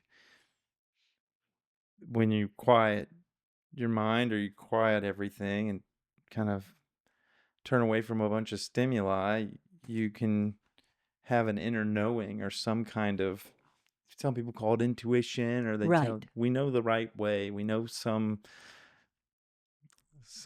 path that's true if we're Right. still. Right. If we get still enough to notice. Yeah. That's exactly right. And then the next one means like, Be still and not know. I think that's being okay with uncertainty of it all. Mhm. Because the knowing's not going to come in the form of like, go to the grocery store at 6. It's going to be like, well, it's going to reveal itself out of uncertainty. Right. Because the message isn't, it's kind of a direction, but it's Right. not. You have to have that faith and that trust that when the flow and the moment presents itself, you'll go with it Right. out of Like uncertainty. right. Out of uncertainty. Out of uncertainty. Mhm. And it takes a lot And of. also, it's nice to be humble now and then. We really want to know everything. Mm-hmm. We want to get the attention and admiration from what we know. Mm-hmm. And we want in control. Mm-hmm. We definitely want to control.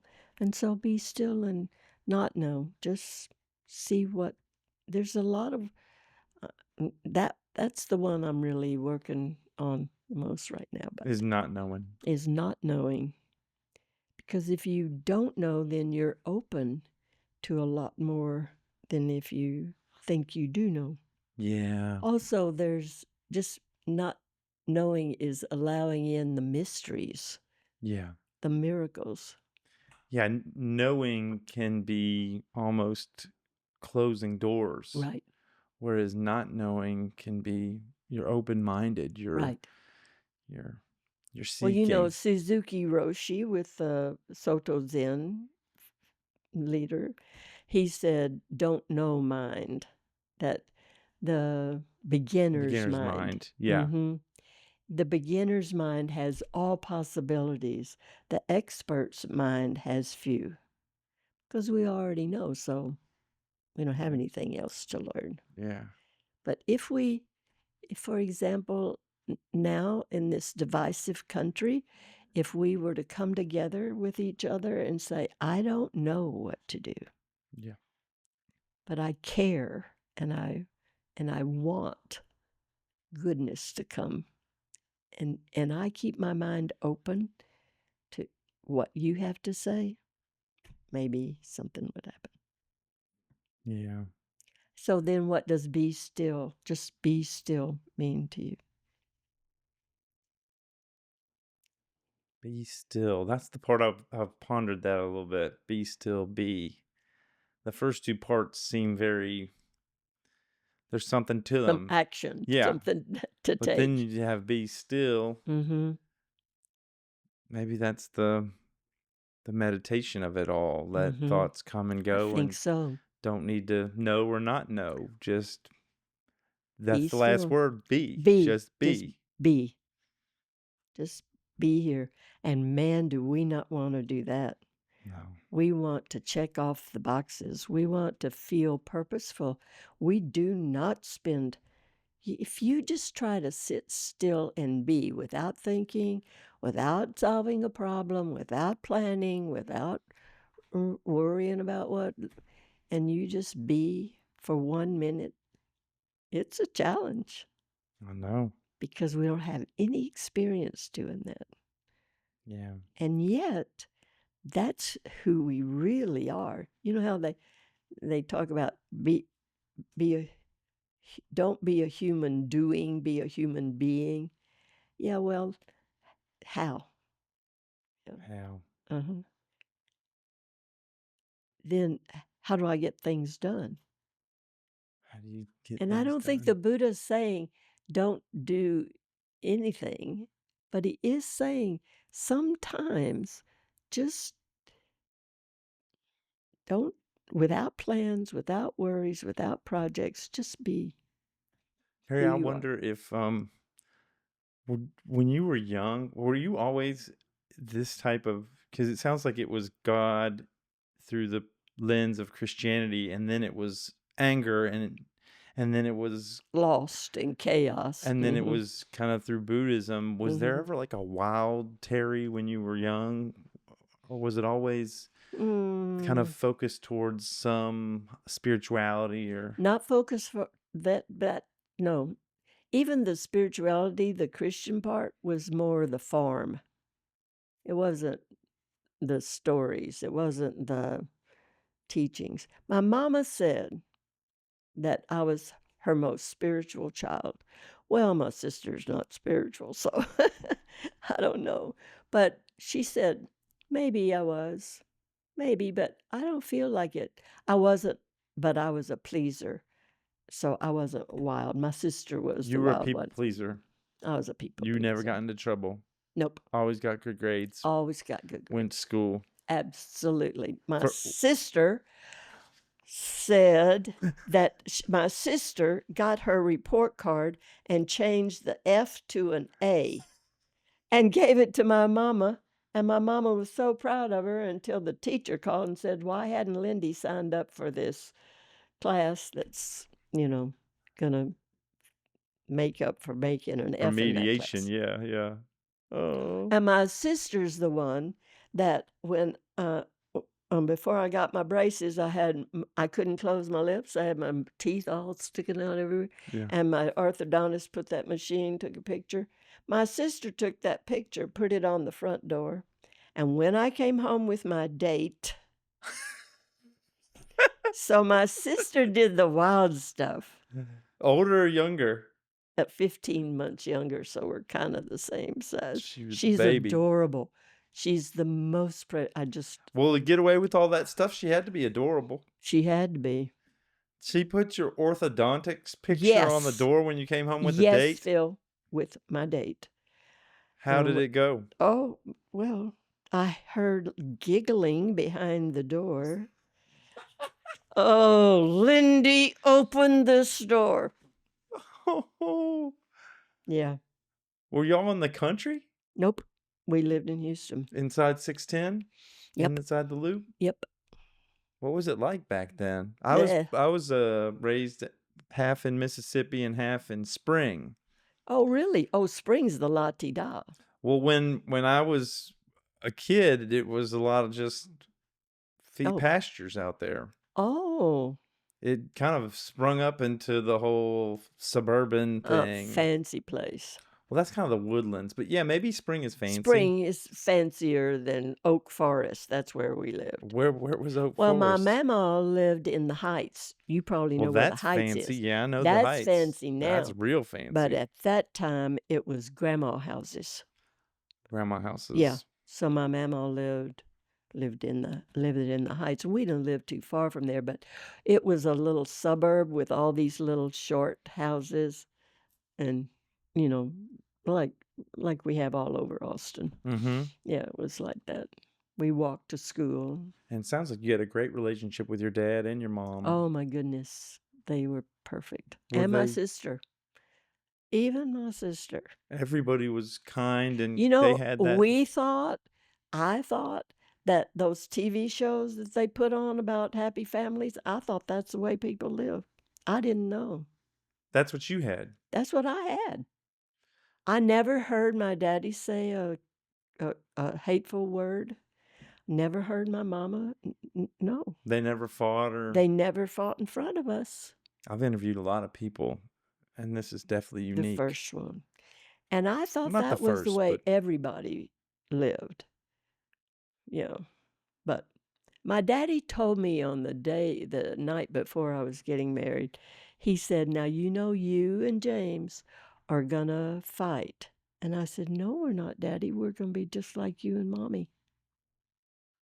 And I think he rolled his eyes like, oh Lord, what have I done? This poor child. so you got divorced. Yes.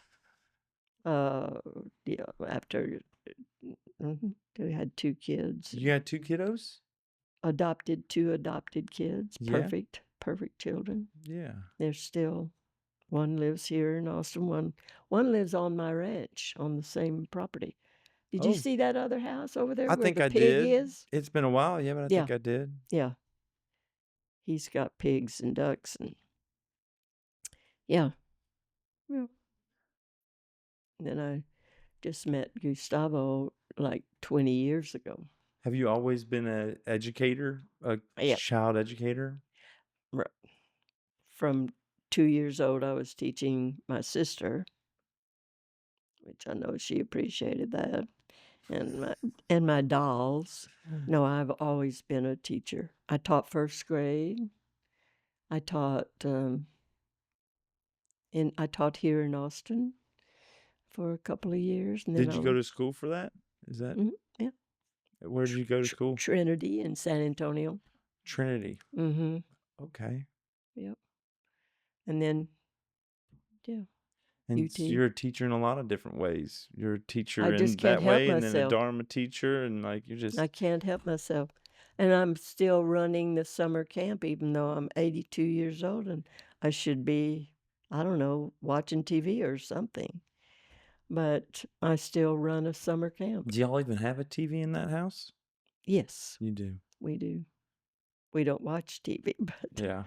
we don't watch I TV. think Here's how I found out I had a TV. My sister called me and said, "Terry, turn on the TV. They're they're attacking the uh, Twin Towers." I said, "I don't have a TV." "Yes, you do. Go try it." So I went and oh, dang, I do have a TV. So I turned it on. I think once you find the thing that you love doing, you don't ever have to quit doing it. Right. You even can't. Yeah. You even can't stop. I kind of wanted to stop, but I can't because what?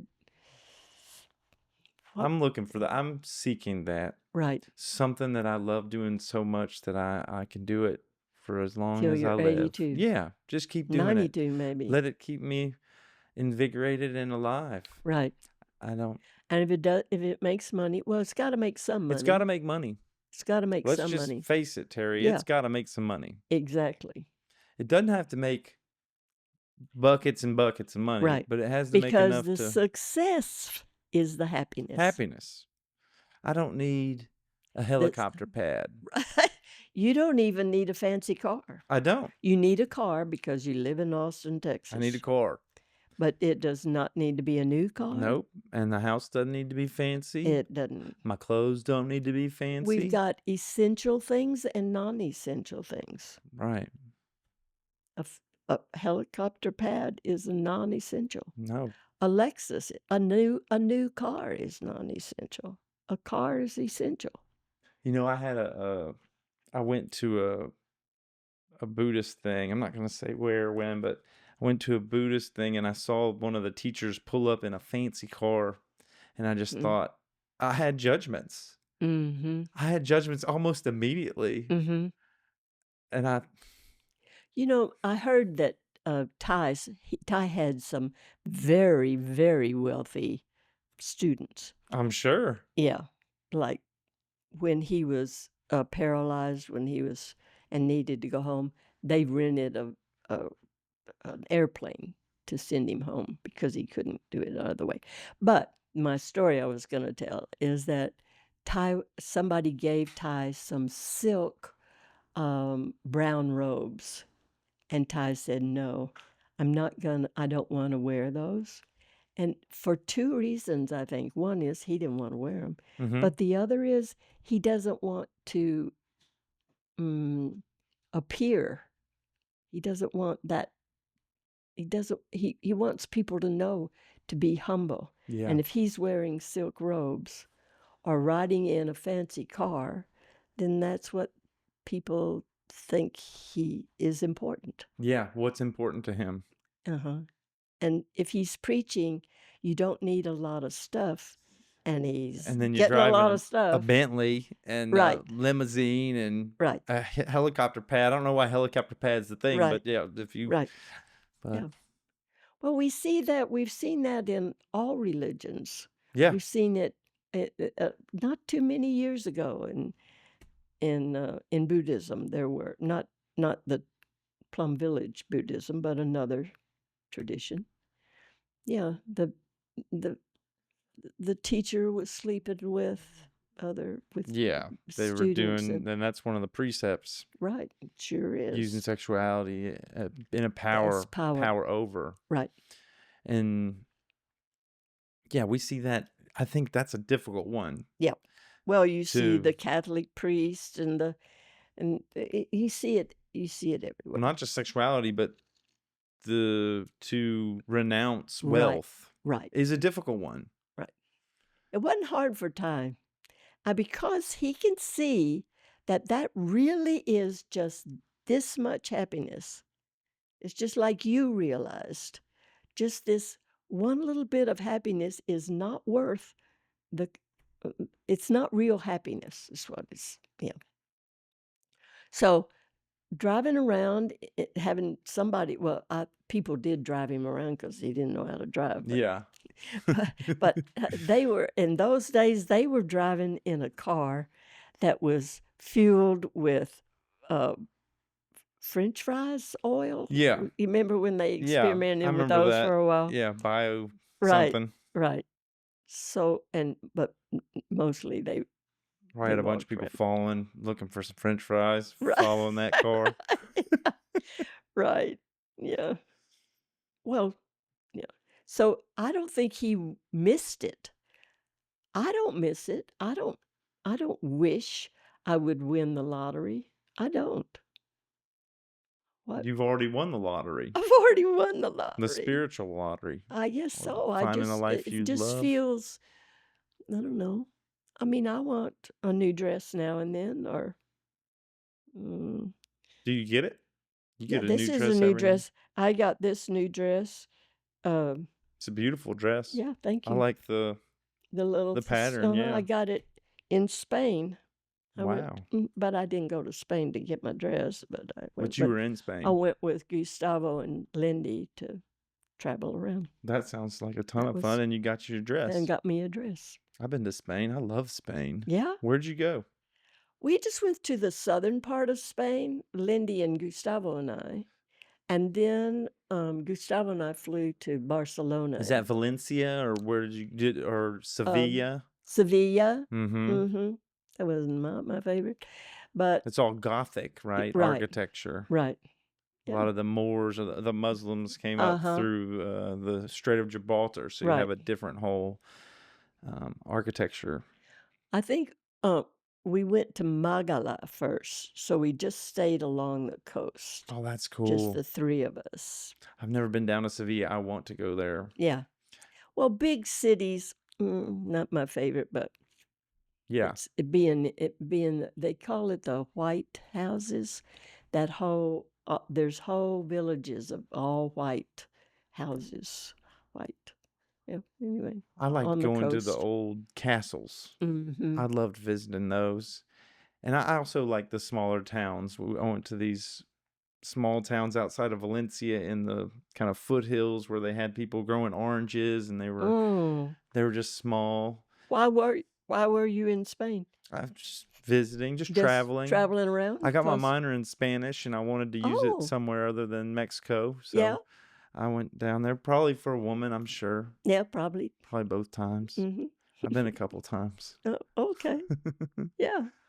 Yeah, but I'm Well glad. I wanna go back. I wanna take well, my they daughters. talk really weird It's Spanish. not like Mexican No, it's Spanish. not. When I went there and I talked the Mexican Spanish, It's yeah, yeah, yeah. Hola, ¿cómo estás? And then that has more of a right. grumble to it, or Estoy like a, bien. Yeah. yeah, estoy bien. It's more gentle or more kind of Prissy, soft. kind of. Yeah, maybe. I don't know. Yeah. Well, thank you so much for coming, Terry. Yeah, I, thank you, I Phil. um I'll foreshadow this. I'll definitely ask you to come back, and if you ever have time and would like to, I'd love to have you Okay. back and continue talking about Buddhism and Dharma and all this stuff. Okay. That'd be Yeah, wonderful. I love to talk about the I teachings. really enjoyed this. Yeah, me too. I enjoyed it too. Yeah. And this is not really my thing. I'm not I give talks to whole big groups of people, but that's not really mm, mm, I don't like to be the center of attention. If I could just let the teachings go out without being there myself, but I think it's happens like it happened with me with Thai. It's who it's you have to be there in person in We gotta order be to there. teach. Yeah, Yeah, you you gotta gotta be show there. up. Unless you're gonna do like the Wizard of Oz where you're behind a Right. curtain. Yeah, right. Be behind the curtain. Yeah, it's been fun. Thank you, Yeah, I Phil. really appreciate it. Yeah. Can I have a hug? Are you Yes. a hugger? Uh, I well, love ending these things with a Ty hug. gives a lesson on how to hug. What does he say? Oh, show me.